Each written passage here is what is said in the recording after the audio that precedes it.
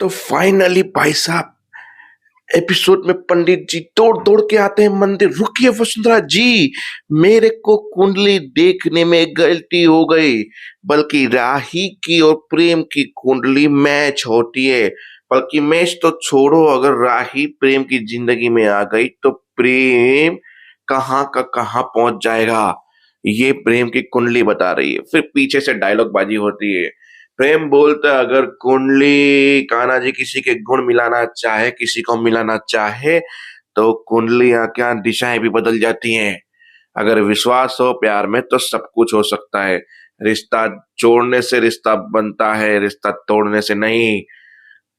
फिर वो लोग पता नहीं कुछ ऐसा करते हैं जहाँ पे वो लोग थोड़ा नाराज होते हैं, या चले जाते हैं या रुकते हैं। आई डोंट नो क्या होगा, वो आने वाला वक्त बताएगा, यानी कल संडे का दिन बताएगा कि क्या होने वाला है मंदिर में। और उससे इंपॉर्टेंट बात आज के एपिसोड के 4 मिनट की है, जिसमें राही और प्रेम का भविष्य दिखाया जाएगा। भविष्य मीन्स के 4 मिनट में आपको दिखाया जाएगा कि राही शादी के बाद कैसी लगेगी, प्रेग्नेंट होगी तो कैसे रिएक्ट करेगी, बच्चा होगा तो कैसे प्यार करेंगे, बच्चा स्कूल जाएगा तो क्या लाइफ होगी इनकी, फिर 25वें एनिवर्सरी जब वो बुढ़ी हो जाएगी तो कैसा होगा। वो सिर्फ 3 मिनट का एक गाना चलेगा जिसमें वो लोग डिसाइड करेंगे कि हम लोग शादी के बाद क्या करने वाले हैं। तो शादी, शादी के बाद प्रेगनेंसी, प्रेगनेंसी के बाद छोटा बच्चा, छोटे बच्चे के साथ खेलना, बड़ा बच्चा होके स्कूल भेजना, स्कूल भेजने के बाद अपनी एनिवर्सरी मनाना, वो भी 25 बिना बच्चे के, जब बच्चे को शादी करके विदा कर देंगे दादा दादी बन के।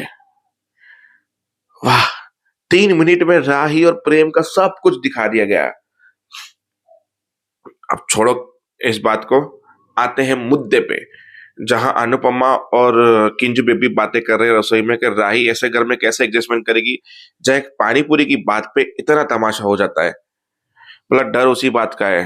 फिर आया के बोलती है, चिंता मत करो, मैं आपकी बेटी हूँ, हर किसी का कहे क्या सहे के नहीं लूंगी, हर किसी को सुना भी दूंगी, चिंता मत करो। और मन होगा तो मुझे रोकेंगे थोड़ी ना, कोई नहीं, हो जाएगा। फिर पंडित जी की बात, जहाँ बोलते हैं कि कुंडली बताओ। बोला देखो कुंडली में शनि भी भारी है, मंगल भी भारी है, ये भी भारी है, वो भी। बोला पंडित जी साफ साफ कहिए, मुझे भारी शब्द नहीं अच्छे लगते। साफ साफ शब्दों में कहूं तो ये लड़की की कुंडली राही की मैच नहीं हो रही है प्रेम के साथ। अगर ये इसकी जिंदगी में आती है तो प्रेम के ऊपर सबसे बड़ा खतरा मंडरा सकता है। और राही वहां टपोरी चाय पे गई और मिले, लव यू चोना बाबू गुनू मोनू, मेरे मोटे, मेरे प्यार, मेरे लव यू मेरी भाई, पता नहीं क्या क्या बोलने लगे दोनों एक दूसरे को। अचानक टेबल गिरी, राही ने खिसका दिया प्रेम को, तो प्रेम बच गया। बोला तुम नहीं होती तो आज मेरा जानू बाबू मोटू का सर फुट जाता। बोला मैं हूं तो तुम्हें कुछ होने ना थोड़ी दूंगी। फिर वहां पराग और ख्याति बात कर रहे हैं कि पंडित जी की बातें सुनकर बाप से रोकूंगा, मानोगे प्रेम कुंडलियों को नहीं मानता। मतलब मैं बा को क्यों रोकूं, मैं कभी नहीं रोकूंगा बा को, नेवर, कभी नहीं रोकूंगा। क्योंकि जब पंडित जी ने ये सारी बातें कही तो उसने बोला कि अर्जेंटली अनुपमा को मिलने के लिए बुलाओ ख्याति। तो उसने फोन कर दिया अनुपमा को, और अनुपमा निकल रही है बाबूजी के साथ। बा होती थोड़ी और मजा आती। अब राई को भी बता दिया कि देखो मैं दोस्तों चुप रहना नहीं चाहती, मोटी बा ने तेरी कुंडली के विषय में बात करने के लिए मंदिर में बुलाया है। तो राई भी पीछे पीछे चल पड़ी। और उससे पहले प्रेम टेंशन ले रहा था, क्योंकि पराग कोठारी और ख्याति कोठारी की बातें प्राणा कोठारी ने सुन ली, और प्राणा कोठारी ने प्रेम को बता दिया कि बा कुंडली दिखा रही थी, इसके लिए उस दिन ख्याति कोठारी घर पे आई थी कुंडली लेने के लिए। ये लोग कर क्या रहे, जब रिश्ता नक्की हो चुका है तो कुंडली का क्या मीनिंग है। बोला वो बड़े करने दो, मैं भी जाके बात करती हूँ। पहले गए, राही ने बातें की कि देखो आप मानते हो नहीं मानते हो, सबका अलग अलग तरीका होता है, प्रेम और में प्यार करते हैं वही बड़ी बात है, और सब इजीली सही से हो जाएगा वगैरह वगैरह। ज्ञान पेट लिया, फिर अनुपमा ने ज्ञान पेट लिया, ये वो। बोला बस पंडित जी तो केवल और केवल आपको डेट और तारीख देखकर ही आपको कुंडली बता रहे हैं। बोला टाइम तो तुम्हारी माँ ने हमें बताया ही नहीं। बताया इसके लिए नहीं क्योंकि राही को मैंने जन्म नहीं दिया, तीनों के तीन हक्के बक्के हो गए। मतलब अनुज और मैंने एक आश्रम से इसे गोद लिया था। मेरी सगी बेटी नहीं है, पर सगी से बढ़कर है, लाडली है, प्यारी है, ये है वो है, सबसे अच्छा बच्चा है मेरा, ये है। बोला ये सब नहीं चलता, जब तक मैं जान नहीं लेती इसके असली माँ बाप कौन है तो मैं कैसे एक्सेप्ट करूं प्रेम हमने तो यहाँ पे बुलाया था कि प्रेम की कुंडली भारी दिख रही है, ये राही की। मंगल भी भारी था, शनि भी भारी था, उस विषय में बात करने के लिए बुलाया था। पर अब प्रेम की ज़िंदगी पे जो खतरा मंडरा रहा है, उससे बड़ा खतरा मेरे परिवार की इज़्ज़त, मान-सम्मान पे मंडरा रहा है। अगर हमें पता होता कि ये लड़की अनाथ है, तो हम इस लड़की से रिश्ता कभी जोड़ते ही नहीं। बोला रिश्ता दो दिलों का होता है ये वो, फिर वो अच्छे लेक्चरिंग का लेक्चर ही खत्म नहीं होते भाई। फिर बोला कि गोत्र क्या है, कौन सी जाति है, क्या माने कि किस का खून है ये। जब ये आपका नहीं है खून, किसी और का खून इसके अंदर रगों में दौड़ रहा है, तो हमारे परिवार के लिए जानना जरूरी है कि राही के अंदर कौन सा खून है। बोला अगर मैं ये बोलूं कि मैं इसकी माँ को जानती हूँ, तो फिर एक बैक स्टोरी वापस से दिखाई गई, जहाँ अनुज शादी के बाद एक आश्रम में जाते हैं अनुपमा के साथ, वहाँ एक बच्ची पसंद आती है, बच्ची को गोद लेते हैं। फिर एक लड़की आती है कुछ सालों के बाद, माया नाम की, जो उसकी असली माँ होती है उसके साथ रहती है। गलत हाथों में बच्ची ना जाए, तो हमने छानबीन की माया की।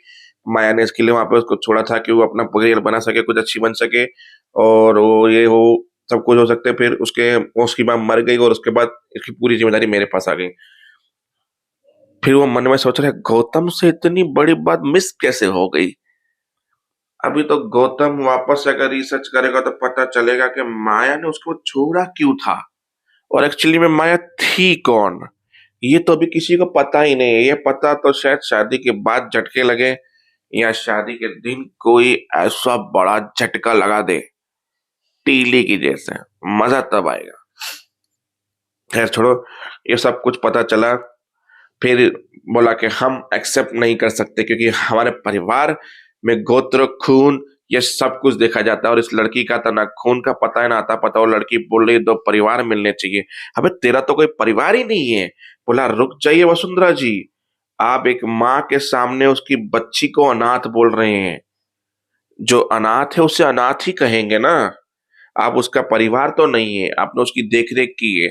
देख रेख तो कान्हा जी की थी, नाम लिया था जिसका। तो बोला फिर क्या वो उसकी माँ नहीं थी? मैं भी इसकी यशोदा माँ ही हूँ। फिर प्रेम आके बोलते हैं मुझे इससे कोई फर्क नहीं पड़ता। और इससे पहले राही ने भी बता दिया कि प्रेम को ये सारी बातों का पता है। आपको नहीं पता था, हमें नहीं पता था। खैर छोड़ो, शादी से पहले आपको पता चल गया, ये अच्छी बात है। फिर प्रेम बोलते हैं हर बार परिवार के खिलाफ क्यों खड़ा था? बोला जैसे आप वैसे मैं।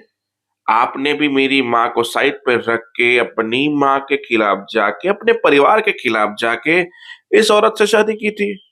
तो फिर आप मुझसे उम्मीद कैसे रख सकती हैं आप कि ऐसा नहीं कर सकते? मैं कर सकता हूँ, आप ही का बेटा हूँ, याद रखना। तो बस यहीं पे एपिसोड खत्म होता है। देखते हैं आगे क्या होता है। जय